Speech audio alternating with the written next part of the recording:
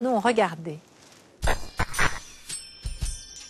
Au milieu des années 80, Lucien Cassa s'est engagé dans une formidable aventure en redonnant ses lettres de noblesse à un savoir-faire qui fit la richesse de la Creuse au siècle passé, la vannerie de Châtaignier.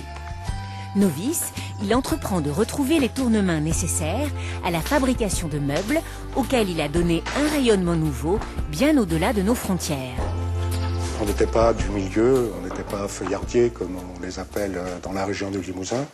Et donc on est allé se former parce qu'on ne connaissait pas du tout le savoir-faire traditionnel, le tour de main.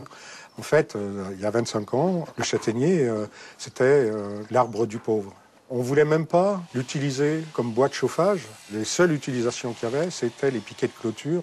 Pourquoi? Parce que culturellement, dans les périodes difficiles, on donnait la châtaigne à manger aux animaux et il y a toujours ce passé de misère qui traîne.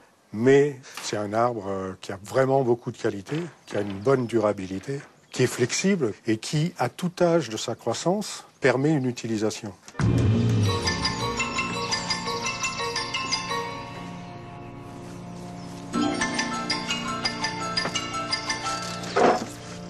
Non loin de là, dans une vallée tranquille où coule la Gartempe, sans oublier son savoir-faire, il entreprend la mise en place de cabanes inédites.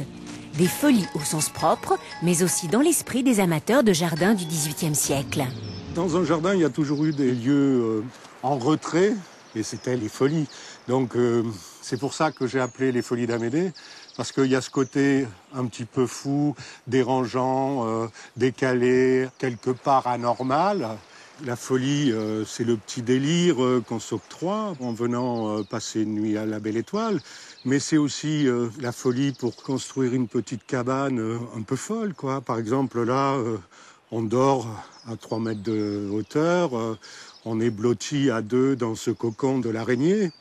Bien entendu, la structure est en bois courbé à chaud de châtaignier. Et après, on est venu recouvrir, pour faire l'étanchéité, 5 pots de vache sur cette structure. Et comme matelas, pour le couchage, on a de la paille. Et ensuite, sur cette paille, on a mis un patchwork de croûte de cuir.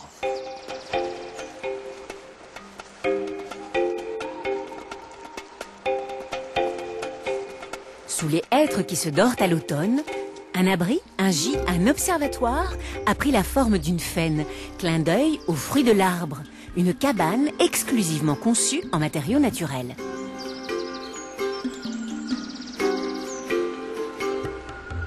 J'avais ce terrain disponible et j'avais envie de faire vivre ce lieu.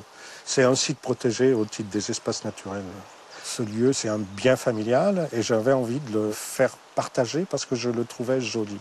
Et qu'en plus, dans la mesure où l'atelier nous permettait de faire des cabanes très facilement et surtout travailler la courbure du châtaignier nous permettait plein de fantaisie.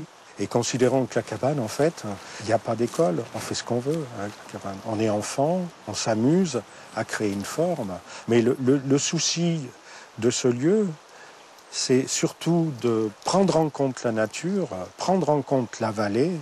Et en fait, la cabane, avant tout, c'est une micro-architecture où on vient se blottir, on vient écouter le bruit de l'eau, passer la nuit à la Belle Étoile, c'est avant tout ça. La cabane, dans ce lieu, elle est secondaire. Elle fait partie du centre d'intérêt parce qu'elle étonne, mais n'empêche que c'est la vallée qui est le plus important. Ce que j'avais envie de faire découvrir, c'est des choses simples, des choses évidentes qu'on a vraiment perdu de vue.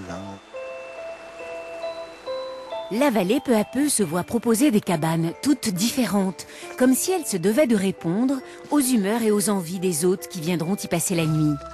Pour écouter la lune, admirer la rivière, si ce n'est pas l'inverse.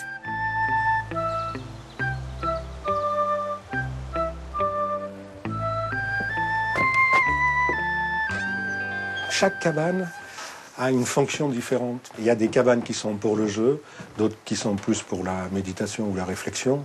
Les cabanes, il n'y en a aucune de pareille. Mais dans tout ce lieu, il y a, je pense, beaucoup d'émotions et beaucoup de rêves. Le rêve, il est présent à chaque cabane. Il suffit de s'asseoir pour avoir envie de voyager, quoi. Faire le voyage dans la vallée de la Gartempe, c'est peut-être aller plus loin que là où les avions peuvent nous conduire. Les folies d'Amédée nous emmènent au plus proche de la nature, là où elle est vraiment belle, où elle pourrait presque faire peur, nous conduisant par la main vers quelqu'un d'oublié, nous-mêmes.